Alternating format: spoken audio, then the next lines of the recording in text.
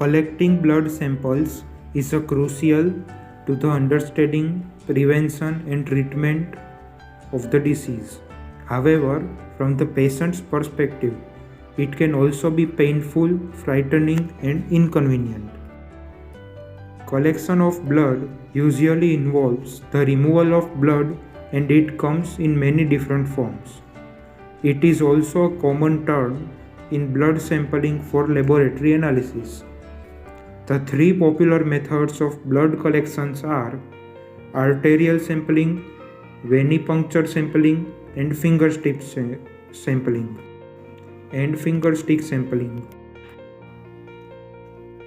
So the first form is arterial sampling.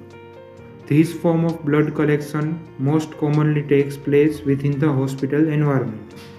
It is commonly used in the identification of metabolic, respiratory, and mixed acid-base disorders, when carbon dioxide levels require understanding or monitoring. While generally safe, the procedure can be upsetting and painful for the patient. There are also several potential contradictions that can affect the site of the collection, such as abnormal modified LN test or local infection. There is also an increased risk of bleeding complications in the patients with coagulopathy. After that, the second type is venipuncture sampling.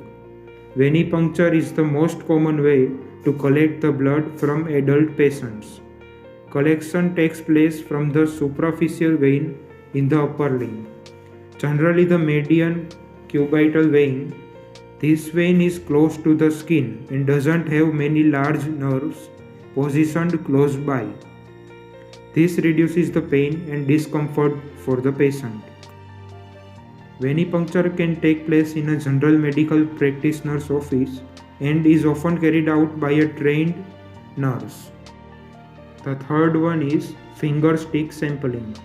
Finger stick or finger prick sampling involves taking a very small amount of blood from the patient, usually from the end of a finger.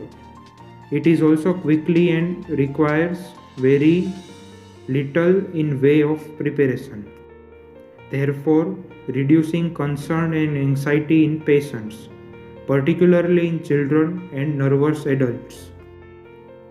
Patient welfare at the point of collection is not the only reason why this method should be considered the best way to collect a blood sample.